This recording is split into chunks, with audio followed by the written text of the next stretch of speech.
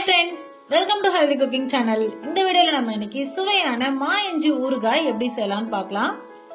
சூடான சாதம், எல்லா கூல் வெரைட்டிஸ், அப்புறம் வெரைட்டி ரைஸ் எல்லாத்துக்குமே பெர்ஃபெக்ட்டான காம்பினேஷன். மெயினா இதோட ஃபேமஸா எங்க வைப்பாங்க அப்படின்னா கல்யாண பந்தியில பாத்தீங்கன்னா நிறைய பேர் மா இஞ்சி தான் ப்ரிஃபர் பண்ணுவாங்க. வாங்க எப்படி செய்யலாம்னு பார்க்கலாம். மா இஞ்சி ஊறுகாய் செய்யறதுக்கு நான் 1/2 கிலோ அளவுக்கு மா இஞ்சி எடுத்திருக்கேன். மா இஞ்சி மேல மண்ணெல்லாம் நல்லா சுத்தம் பண்ணி கழுவி எடுத்துட்டு அடுத்ததா நம்ம பீலர்லயோ இல்ல இந்த கத்திலையோ மேல இருக்கக்கூடிய தோலை சீவி எடுத்துடணும்.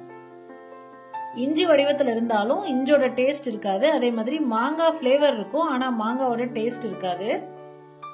துவர்ப்பு சுவை தான் இதுல இருக்கும். இதுக்கு ஒயிட் டர்மரிக்னு கூட பெயர் உண்டு. இந்த மாதிரி 1/2 கிலோ மா இஞ்சி நல்லா சுத்தம் பண்ணி எடுத்துக்கோங்க. அடுத்ததா நம்ம இந்த மாதிரி துருவி எடுத்துக்கலாம். துருவறதுக்கு இஞ்சில இருக்கக்கூடிய நார் டிஸ்டர்ப் பண்ற மாதிரி இதுல நார் எதுவும் இருக்காது, சாஃப்டா தான் இருக்கும். அந்த மாதிரி துருவறதுக்கு ஈஸியா இருக்கும். இப்ப எல்லா மா இஞ்சும் இந்த மாதிரி துருவி ரெடியா எடுத்து வச்சுக்கோங்க. அடுத்ததா நம்ம தாளிப்பு பாத்திரலாம். அடி கனமான பாத்திரத்துல 4 டேபிள் ஸ்பூன் அளவுக்கு நல்லெண்ணெய் விட்டுக்கோங்க. நான் கரெக்டான அளவு சொல்றேன். நீங்க எண்ணெய் ஜாஸ்தி வேணும், ஊறுகாய்க்கு நல்ல ஷெல்ஃப் லைஃப் நிறைய வேணும் அப்படின்னா 200 மில்லி அளவுக்கு சேர்த்துக்கோங்க. 1/2 டீஸ்பூன் கடுகு, 2 கொத்து கருவேப்பிலை, 1/4 டீஸ்பூன் பெருங்காயத்தூள். அடுத்ததா துருவி எடுத்திருக்கக்கூடிய மா இஞ்சி சேர்த்துக்கோங்க. சேர்த்துட்டு ஸ்டவ் சிம்ல வச்சுக்கோங்க. அடிப்பிடிக்க ஆரம்பிக்கும். அந்த எண்ணெயிலேயே அந்த மா இஞ்சி ஒரு 5 நிமிஷம் வதக்கி விட்டுக்கோங்க. அடுத்ததா 1/4 டீஸ்பூன் மஞ்சள் தூள், 3 டீஸ்பூன் தனி மிளகாய் தூள், 1/2 டீஸ்பூன் வெந்தய பொடி, வறுத்து அரைச்ச வெந்தய பொடி. இது எல்லாத்தையும் சேர்த்து அதுல கலந்து விட்டுருங்க.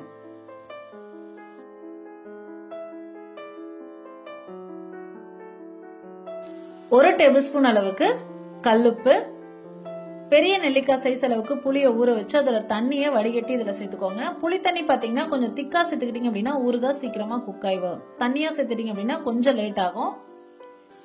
இப்ப இது எல்லாத்தையும் சேர்த்து நல்லா கலந்து விட்டுட்டு உப்பு காரம் எல்லாமும் இந்த ஸ்டேஜ்ல சரி பார்த்துக்கோங்க. சரி பார்த்துட்டு ஸ்டவ் சிம்ல வச்சுக்கோங்க.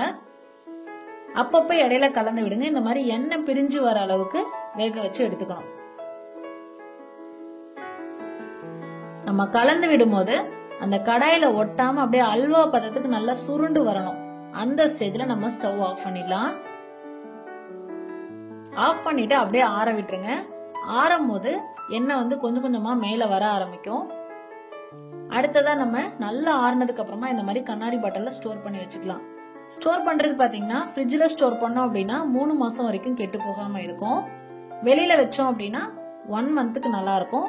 மேல எண்ணெய் நிக்கணும். அந்த ஸ்டேஜ் இருந்தது அப்படின்னா ஊறுகாய் ஷெல்ஃப் லைஃப் நிறைய நாளைக்கு வரும்.